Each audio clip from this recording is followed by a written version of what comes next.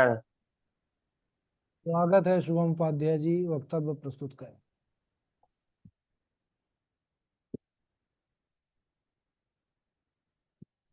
राधे राधे गुरु जी, राधे राधे सभी को प्रणाम।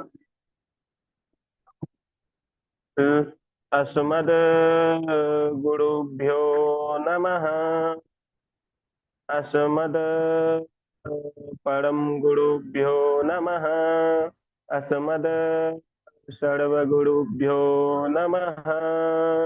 श्री राधा कृष्णाभ्यां नमः। श्रीमते रामानुजाय नमः। लम्बो लम्बोदरं परमसुन्दरमेकदन्तं पीताम्बरं त्रिनयनं परमं पवित्रम् ओद्याद्दिवाकरनिभोज्ज्वलकान्तिकान्तं विघ्नेश्वरं सकलविघ्नहरं नमामि। शरीरं स्वरूपं ततो वा कलत्रं यशश्चारुचित्रं धनं मेरुतुल्यं मनश्चेन लगनं श्रीगुरूणाङ्घ्रिपदमे तथा किं तथा किं तथा किं तथा किं नारायणं नमस्कृत्य नरं चैव नरोत्तमं देवीं सरस्वतीं व्यास ततो जयमुदीरयेत्। जयतु जयतु देवो देवकी नन्दनोऽयं। जयतु जयतु कृष्ण वृष्णिवंश प्रदीप। जयतु जयतु मेघश्यामला कोमलांगं। जयतु जयतु पृथ्वी भारनासो मुकुंद। कृष्ण त्वदीय पद पंकज पंजरान्ते अद्यैव मे सतु मानसराजहंस। प्राण प्रजान समय कफवात पित्तै कंठावरोधन विधो स्मरणं कुतस्ते। बरहा पीडम नटवरवपु कर्णयो कर्णिकारं बिभ्रद वास कनक कपिशं वैजयन्तीं च माम्। रन्ध्रान् वेणुरदर सुधया पूरयन् गोपवृन्दै वृन्दारण्यं स्वपदरमणं प्राविशद गीतकीर्तिम्। करारविन्दे न पदारविन्दम् मुखारविन्दे विनवेशयन्तम् वत च पत्रस्य पुटे शयानं बालं मुकुन्दं मनसा स्मरामि। रामाय रामभद्राय रामचन्द्राय वेदसे रघुनाथाय नाथाय सीताय पतये नमः। अञ्जनानन्दनं विक्रम जानकी शोकनाशनं कपीशमक्षहन्तारं भयङ्करं मुखं करोति वाचालं पाङ्गुलं लङ्घ्यते गिरिं यत्कृपातमहं वन्दे परमानन्दं माधवम्। भक्त भक्ति भगवंत गुरु चतुर नाम बपुए तिनके पद वंदन किए नासत विघ्न। श्री स्वामाजू के पद कमल जब लग हृदय नवास श्याम भंवर आवत नहीं, तब लगता के पास। जय जय श्री राधा रमना, जय जय नवल किशोर। जय गोपी चित चोर प्रभु, जय जय माखन चोर। राधे मेरी स्वामिनी, मैं राधे को दास। जन्म जन्म मोह दीजियो, श्री वृंदावन वास, श्री वृंदावन वास।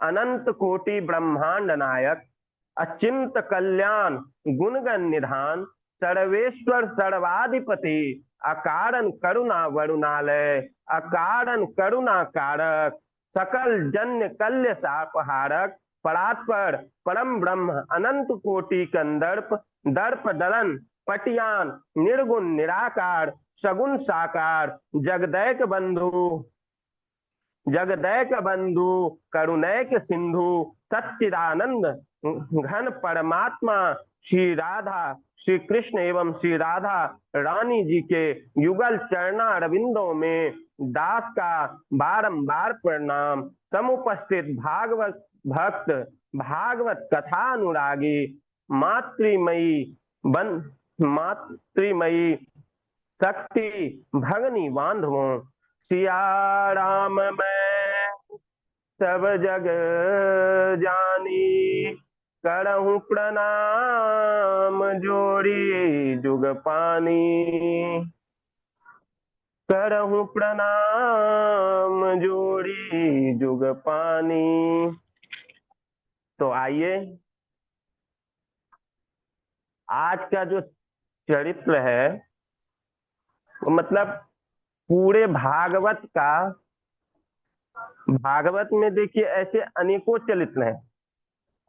भगवान के लीलाओं का वर्णन है, भगवान ने किनका किनका उद्धार किया उनका वर्णन है, भगवान के परम भक्तों का वर्णन है।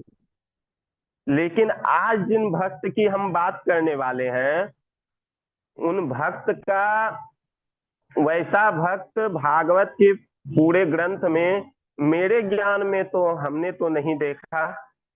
बस भक्तों की कोई कमी नहीं है, लेकिन इस भक्त ने जो भगवान से मांगा है, वह मांगना सबके बस की बात नहीं है। बड़े बड़े ऋषि मुनि भी इसे नहीं मांग सकते। अन्ना पूरे भागवत में किसी ने ऐसा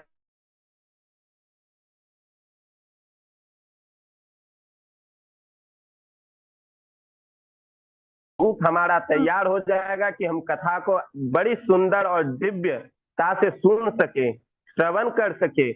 अगर हम अच्छे से श्रवण करेंगे तभी तो हम अच्छे से चिंतन कर पाएंगे, और जब हम अच्छे से चिंतन कर पाएंगे तब ही हम अपने जीवन में, अपने व्यवहारिक जीवन में उसका जो है पालन कर पाएंगे। इसलिए आइए हम लोग भगवान के दिव्य एवं सुंदर नामों का स्मरण करते हुए आगे बढ़ेंगे।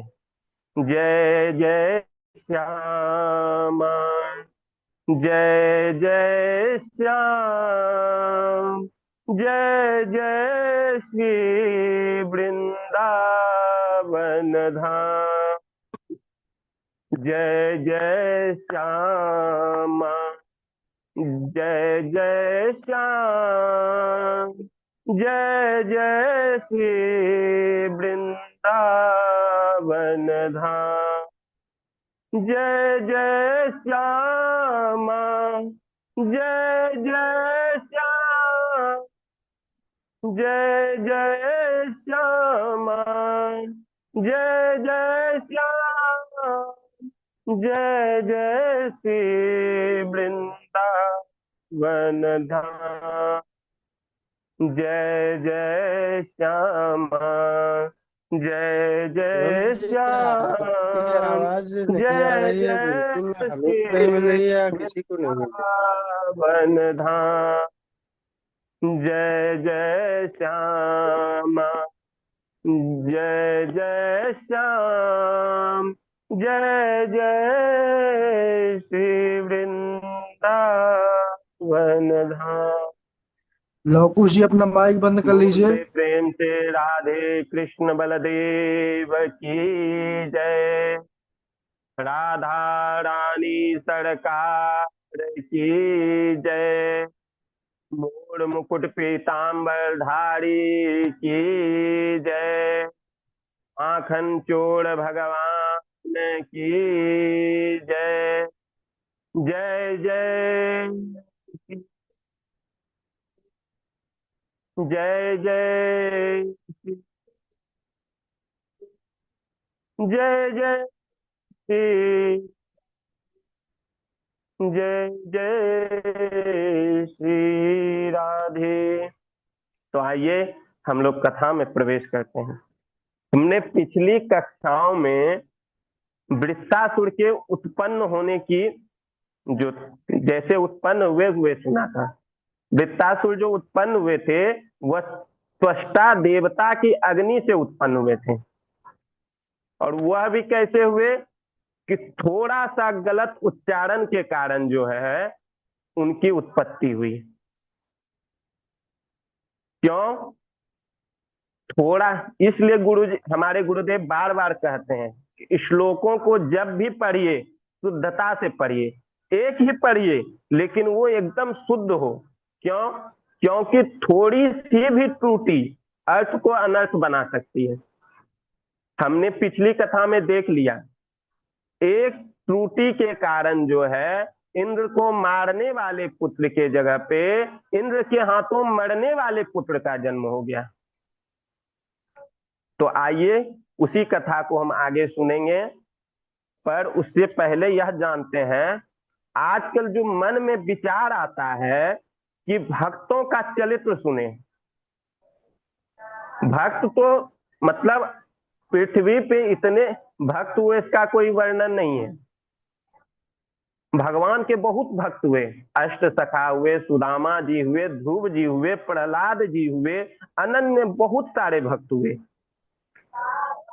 पर एक बात कहें, इन सब के हृदय में भक्ति का जो बीजारोपण किया है वह श्रीमद् भागवत जी ने किया है। यह हम लोग को स्वीकार करना चाहिए।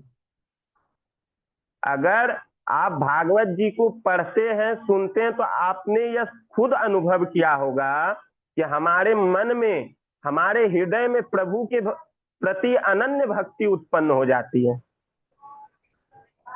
इसलिए बीजारोपण जो किया है वह श्रीमद् भागवत जी ने कहा है। भागवत के भक्तों को सामान्य मत समझिए।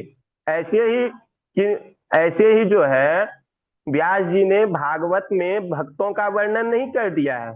वह कोई सामान्य भक्त नहीं है, वह बहुत अनन्य भक्त है, तभी उनका वर्णन भागवत जी में आया है।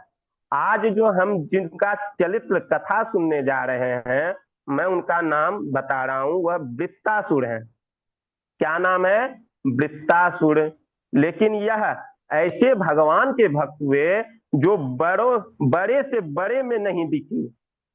श्री वल्लभाचार्य जी कहते हैं कि महाराज, इन्होंने प्रश्न पूछा कि पुष्टि मार्ग की क्या प्रक्रिया है। तो पुष्टि मार्ग की क्या प्रक्रिया, तब श्रीमद् वल्लभाचार्य जी ने कहा, जब उसने पूछा गया तो महाराज कहते हैं पुष्टि मार्ग के नियम क्या है या भक्ति मार्ग के प्रयोजन क्या है। तो श्रीमद् वल्लभाचार्य जी ने महाराज कहते हैं कि यदि किसी को भी भक्ति का मार्ग पहचानना हो तो वृत्तासुर की इन तीनों स्तुतियों को अपने हृदय में धारण कर लो, अपने जीवन में उतार लो। बड़े से बड़े संत कहते हैं कि भक्तों को अपने घर में, अपने फोन में, अपने घर के बाहर, अपने निज कक्ष में वृत्तासुर के इन तीन स्तुतियों को लिख करके रखना चाहिए और अपने निज सेविक जिन ठाकुर जी की हम रोज सेवा करते हैं उनको सुनाना चाहिए।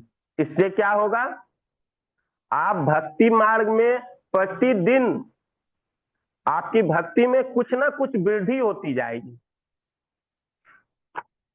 तो जब वृत्तासुर की उत्पत्ति अग्नि त्वष्टा देव की अग्नि से हुआ, तब त्वष्टा देव को वृत्तासुर ने प्रणाम कर करके पूछा कि हे पिताजी मैं क्या करूं।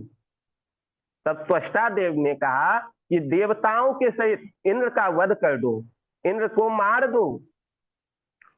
तब जो है वृत्तासुर चारों लोकों को, 10 दिशाओं को तपाता हुआ युद्ध करने युद्ध मैदान में पहुंचा।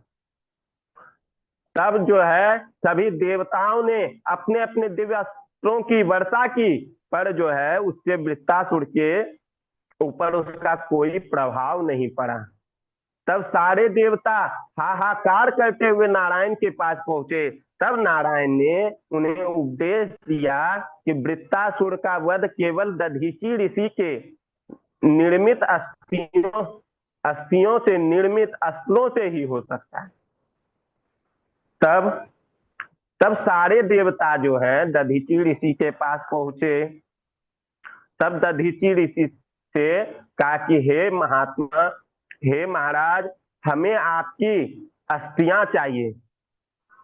तब दधीचि, यहाँ ध्यान देने वाली बात है, ध्यान दीजिएगा कि हमारे इस पृथ्वी लोक पे कितने कितने दिव्य संत हुए जिन्होंने अपनी अस्थियों तक का दान लोक कल्याण में कर दिया।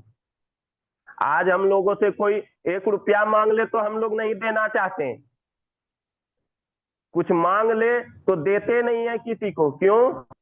भले वो घर में पड़ा पड़ा खराब हो जाए, लेकिन देना स्वीकार नहीं है। पर देखिए यहाँ कितनी बड़ी बात है कि दधीचि ऋषि से देवताओं ने कहा कि हमें आपकी अस्थियां चाहिए, और दधीचि ऋषि तैयार भी हो गए। लेकिन कैसे तैयार हुए? उन्होंने पहले देवताओं की परीक्षा ली कि यह योग्य है कि नहीं है इन अस्थियों के लिए। तो क्या पूछते हैं, देखो दधीचि ऋषि कहते हैं कि देखिए जो जीवित हैं उन्हें मरने में बड़ा कष्ट होता है। ऐसे में, ऐसी स्थिति में यदि भगवान विष्णु से भी उनका शरीर कोई मांगे वह भी देने में असमर्थ हो जाएंगे। तब इंद्र कहते हैं कि हे महात्मा, हम यह बात स्वीकार करते हैं, हम यह स्वीकार करते हैं, आपका कथन सत्य है। लेकिन यदि मांगने वाला देने वाले के कष्ट को समझ पाता तो वह मांगता ही नहीं, और यदि देने वाला मांगने वाले कष्ट को समझ सकता तो वह देने से मना भी नहीं करता। तब दधीचि ऋषि कहते हैं कि मैं तुम्हारी परीक्षा ले रहा था।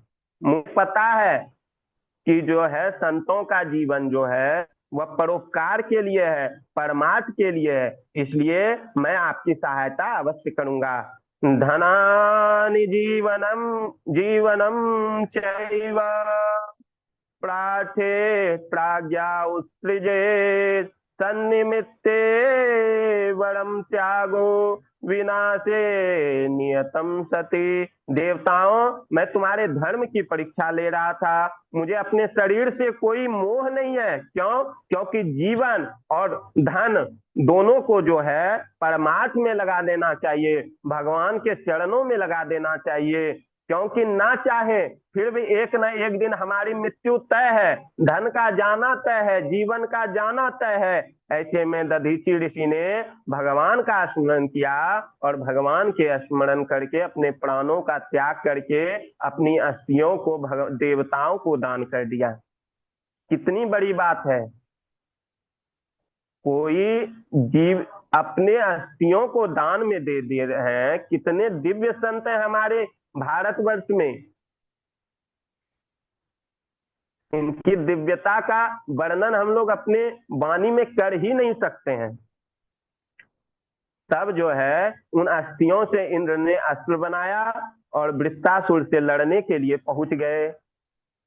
जब देवताओं को आते हुए असुरों ने देखा तो बड़ी बड़ी चट्टानें, बहुत बड़ी बड़ी चट्टानें देवताओं पर असुरों ने फेंका। तब वह जो है पर उनसे देवताओं पर कोई असर नहीं पड़ा। तब सारे असुर भागने लगे, भयभीत होकर भागने लगे। वृत्तासुर ने दैत्यों को रोकने के लिए उपदेश किया कि आज जातस्य मृत्यु ध्रुवम ऐसा सर्वतः प्रतिक्रिया यस्य न चेह क्लिप्ता लोको यशश्चाथ ततो यदि यमु को नाम मृत्यु वृनीति युक्तम। असुरों, जिनका जन्म हुआ है उनकी मृत्यु तय है और मृत्यु को नहीं टाला जा सकता। और संसार में सबसे बड़ी मृत्यु जो है वह दो लोगों की ही मानी गई है। पहला है योगियों की, और दूसरा जो है वह है योद्धाओं की। यही उपदेश भगवान श्री कृष्ण ने अर्जुन को दिया था गीता में। जातस्य ही ध्रुवो मृत्यु ध्रुव जन्म मृतस्य च। इस प्रकार उपदेश को सुनकर अर्जुन जो था युद्ध करने के लिए तैयार हो गया। क्यों? क्योंकि वह अर्जुन जो था वह जिज्ञासु था, वह उपदेश का अधिकारी था, इसलिए वह तैयार हो गया। तब अर्जुन ने कहा, शिष्य शिष्यस्तेहं साधिमा त्वाम प्रपन्ना। प्रभु, मैं आपका शिष्य हूँ, मुझे आज्ञा दीजिए, मैं क्या करूं। यहाँ दैत्य जो हैं वह जिज्ञासु नहीं थे, इसलिए उपदेश सुनकर युद्ध के लिए तैयार नहीं हुए और वहां से भाग खड़े हुए। वहां से भाग खड़े हो गए। तब भागते हुए दैत्यों को देखकर देवताओं ने उन असुरों पर प्रहार करने लगे, तो जिससे वृत्तासुर क्रोधित होकर उन अस्त्रों के सामने आ गया और जोर से गर्जना करने लगा, जिससे अनेकों देवता मूर्छित हो गए और वहीं पर गिर गए और उन्हें पैरों से रौंदता हुआ वृत्तासुर इंद्र को मारने के लिए बढ़ा। तब इंद्र ने अपनी गदा उठाई और गदा से वृत्तासुर पर प्रहार किया, पर बाएं हाथ से उसी गदा को पकड़कर वृत्तासुर ने ऐरावत के सिर पर ऐसा प्रहार किया जिससे उसके मस्तक जो है वह विदीर्ण हो गया। तब जो है इंद्र देव ने अपने अमृतमय हाथों से ऐरावत का स्पर्श किया, जिससे वह पुनः जीवित हो गया। इंद्र ने हो गया। वृत्तासुर ने इंद्र से कहा, तूने 3 लोगों की हत्या की है। पहला कौन? पहले अपने गुरु की। दूसरा कौन है? पहला ब्राह्मण की, दूसरा गुरु की, तीसरा मेरे भाई की हत्या तुमने की है। आज मैं तुझे मारकर ऋण से उड़ीन हो जाऊंगा। जब इस प्रकार वृत्तासुर कहने लगा तो देवराज इंद्र जो थे वह भयभीत हो गए। तब वृत्तासुर ने अपने मन में विचार किया, यदि अगर मैं इसे इस प्रकार कहूंगा तो यह तो युद्ध छोड़कर कहीं भाग गया, तो फिर बड़ी विडंबना हो जाएगी। तब कहते हैं कि बस तुरंत वृत्तासुर कहता है कि इंद्र, मुझे पता है, हो सकता है कि तुम मुझे मार दो। इंद्र, मुझे पता है कि तुम आज मुझे मार दोगे, मैं यह जानता हूं, मेरी मृत्यु निश्चित है, लेकिन आज मैं नहीं बचूंगा, लेकिन मैं कर्तव्य करूंगा, मैं तुमसे युद्ध करूंगा इंद्र, लड़ूंगा और लड़ते हुए अपने प्राणों को छोड़ दूंगा। लेकिन एक बात कहूं इंद्र। तो इंद्र जी बोलते हैं, बोलिए क्या कहना चाहते हैं। तो वृत्तासुर बोलता है, मैं अपने प्राण त्यागने से पहले अपने उस परम पिता परमेश्वर, अपने प्रियतम को स्मरण करना चाहता हूं। मेरे प्राण जाने वाले हैं, मैं चाहता हूं कि मैं अपने नाथ का एक बार स्मरण कर लूं। मुझे आज्ञा है इंद्र। तो इंद्र कहते हैं कि कितना समय लीजिएगा, कितना समय लगेगा। तब वृत्तासुर कहता है, जितना दे सको, क्योंकि अपने प्रियतम से अपने दिल की बात कहने के लिए समय का कोई प्रावधान नहीं। जितना अधिक से अधिक मिल जाए उतना ही बढ़िया। फिर भी मुझे अंतिम इच्छा मेरी पूरी करने दो इंद्र।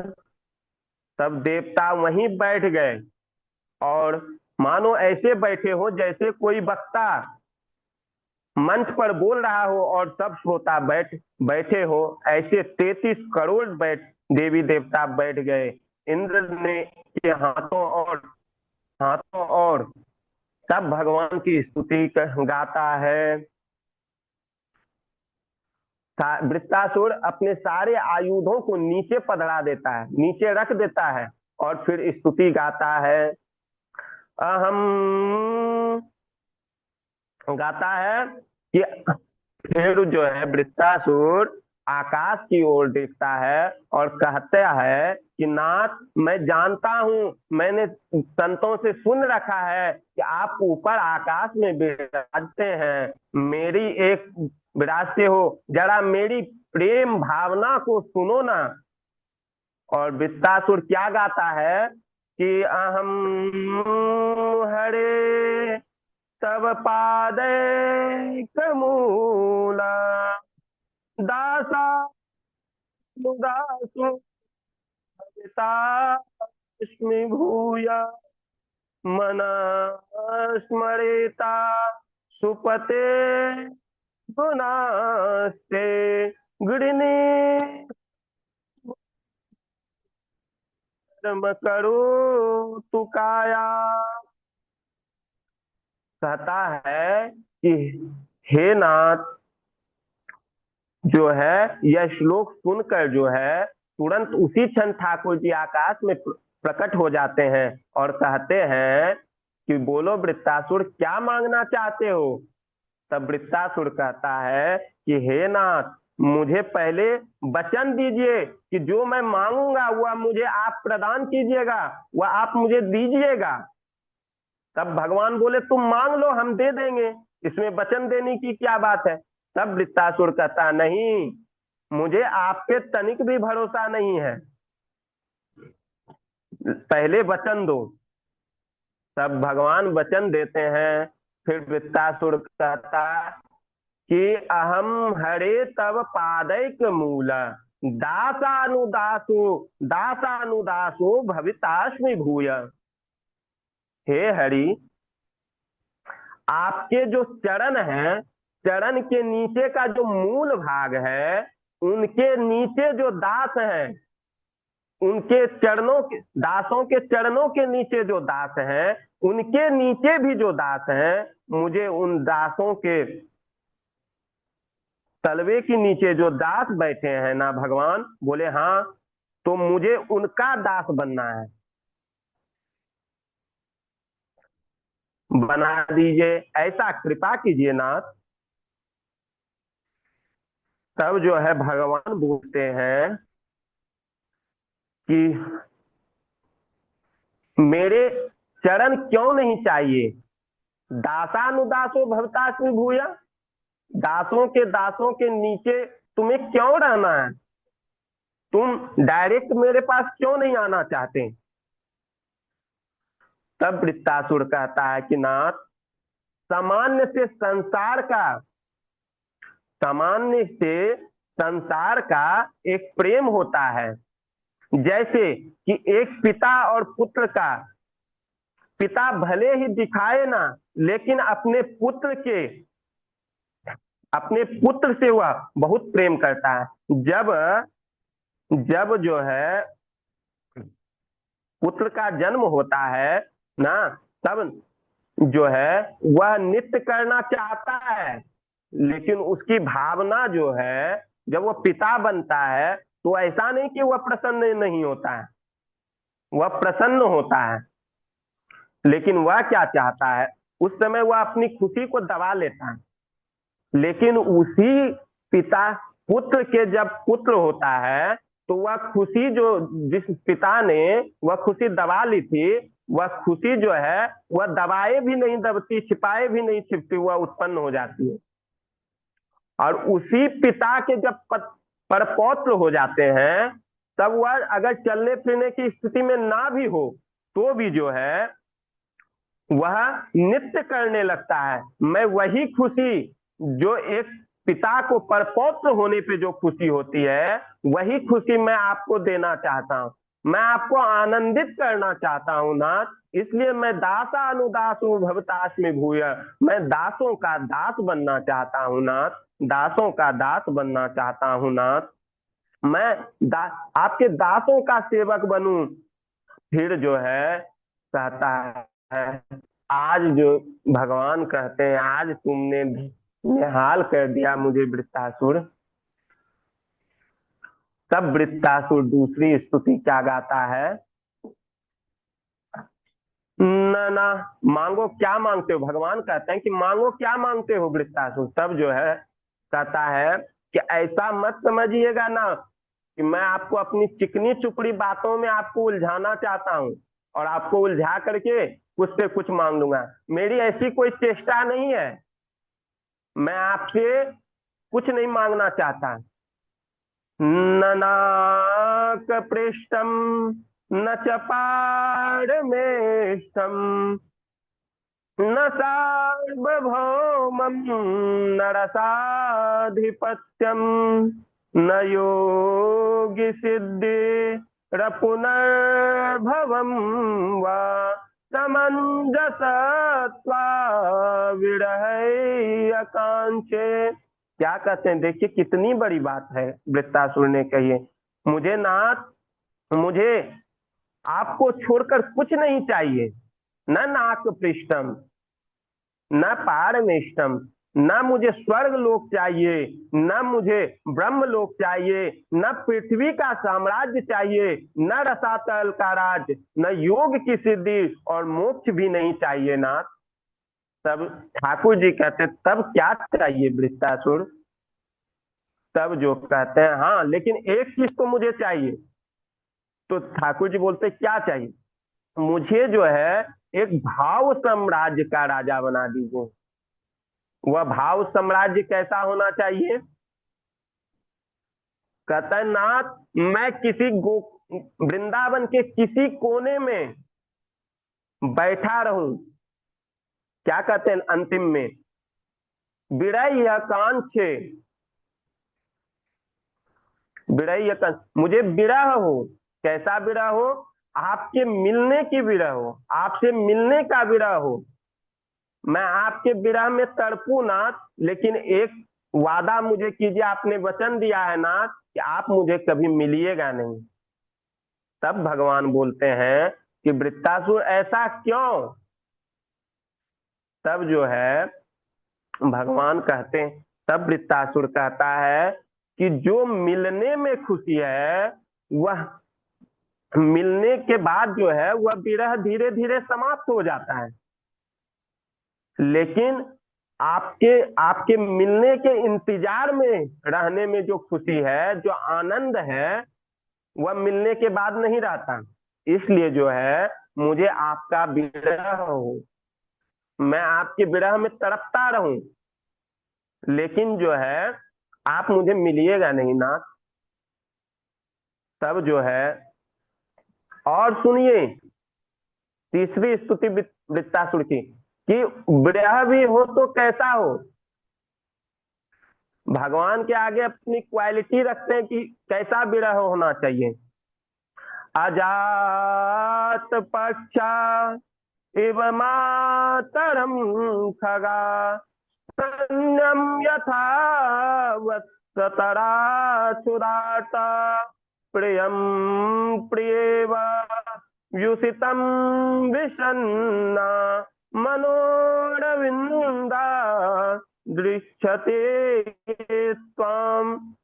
कि नाथ कैसा विरह होना चाहिए प्रभु, जैसे पंख विहीन पक्षी जो है, पंख विहीन पक्षी जो है दाना लेने गई हुई अपनी माँ की प्रतीक्षा करता है, भूखे रहता है। क्यों, क्योंकि उसके पास पंख तो है नहीं जो कि अपनी माँ को वह खोजने चले जाए या कहीं चारा चढ़ने के लिए चले जाए। मुझे वैसा विरह चाहिए। तब ठाकुर जी कहते हैं, लेकिन वही ठाकुर जी कहते हैं ठीक है, लेकिन वही पक्षी की माता जब आ जाती है, उनको दाना चुगा देती है, तब जो वही बच्चे जो है माता को भूल जाते हैं, वैसे तुम मुझे भूल जाओगे। तब कहते हैं कि नाथ क्षमा करना नाथ, फिर दूसरा क्या कहता है कि जैसे भूखा बछड़ा माँ के दूध के लिए आतुर रहता है, वैसा विरह चाहिए ना। तब भगवान कहते हैं कि अगर उसकी माँ आ जाती है, जैसे ही उसकी माँ आती है, हजारों गैया रहते हैं, फिर भी जो है वो अपनी माँ को पहचान लेता है, उसका दुग्ध दुग्ध पान करता है।